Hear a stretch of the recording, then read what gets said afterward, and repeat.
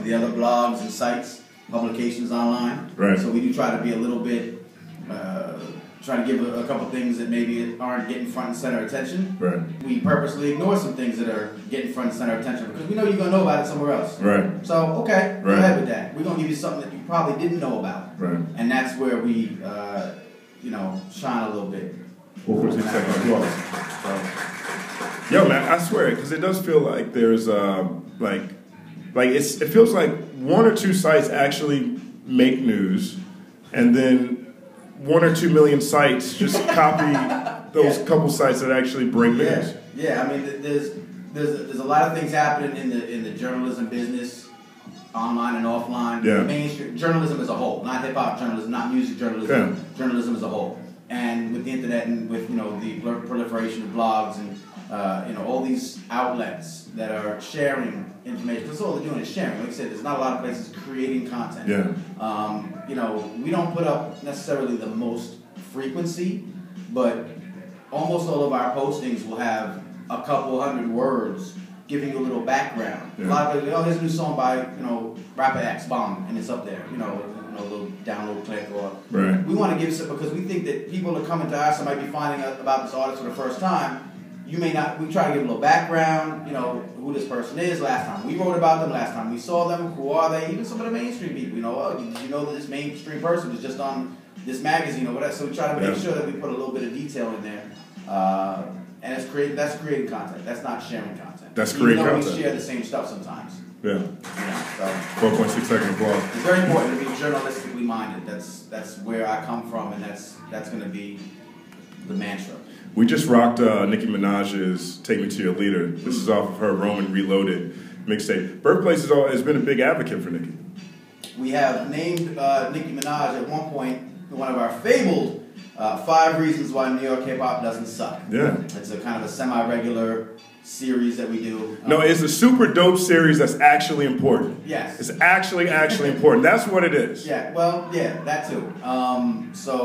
We've always been kind of advocates of Nicki Minaj. We catch some flack for that. But I will debate you until you cry. And I will win that debate because I think that, there's a lot of pluses to Nicki Minaj that get glossed over. Where's the hate come from? Why do you think that is? I've been thinking about this the last couple of. I understand that on the surface it's easy to say, well, you don't like somebody's style, you don't like where she's going, what direction she's going. You prefer her to be more of a purist or stay true to her hip hop, Southside Jamaica Queens roots. What does that even mean? Look, it means like if you first caught a glimpse of her on whatever Smack DVDs or Forbes, wherever you saw her for the first time, and you see this little roughneck cute girl that can spit a little bit. That's maybe the Nicki you like. When she rocked the verse, I always use the verse of Monster, where she kind of killed it to me to this day. That's what you like, she can get down. But then she goes and does this other stuff, and it's not your taste. Not you, obviously, specifically, but, they. Yeah. Well, it's not really my taste. I don't really like. I'm not a big fan of Lady Gaga, Nicki. Right, exactly. So listen, maybe you too. But I'm saying, and people are so. I don't know what it is, and I've been trying to rationalize this. What is it about, like, if you don't like somebody's style, that you're so negative against them? People do it to Drake all the time. Nicki Minaj, anybody in mainstream, a lot of people in mainstream.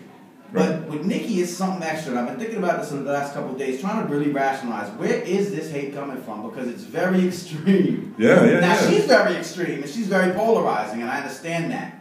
Yeah. But I think it's a little unwarranted to just be avalanche of hate on this one particular artist. I mean, it's kind of hard not to when she shows up with her own Pope at the Grammy Awards. That's a little. I suppose. But, I mean. What's wrong with that? So what? So she wanted to be theatrical. Okay, she went a lane. See, this is what bugs me out. For years, people were saying hip-hop is the same. It's all the same stuff. It's all the same. Everyone kicking the same stuff. I want something new. I want some variety. Drake comes over and, everyone call him a crybaby because he's introspective. Right. But you wanted something different. Right. Oh, he gave you something different. He's a little monotone these days, but he's still, subject matter-wise, he gives you something different. Right. Okay, but you don't like him now because he's blah, blah, blah.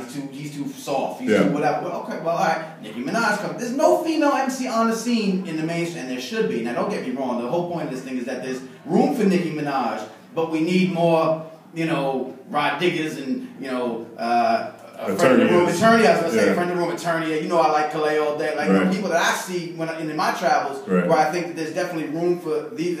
Nitty Scott. Nitty Scott. Okay, so good. I think we're gonna see Nitty Scott. I don't see how.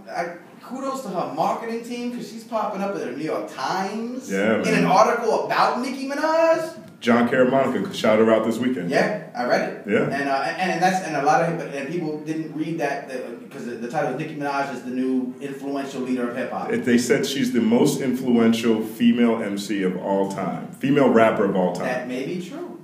I mean, there's valid points there. Like, she's garbage. She's garbage. Like, come on. So she came with her own poll. Madonna did some stuff in her day. Madonna's not the same kind of flack. Madonna's not an MC though. And there's no genre. There's no genre of music that's more competitive and more critical than hip hop. This is true. But we're also in an age where people's tastes flip on the drop of a dime. That's exactly where we are. I mean, Drake was a savior until he actually dropped it out. Like his mixtape was dope. I challenge anyone to tell me that his mixtape wasn't dope for a reason. Like people like that. Right. And then all of a sudden, what, his affiliation? Is it the affiliation that gets people annoyed? I don't know. We're in the studio live. Many Faces of Birthplace Magazine. We'll be back in one song. Up next, California Dreamin' Remix. Many Faces.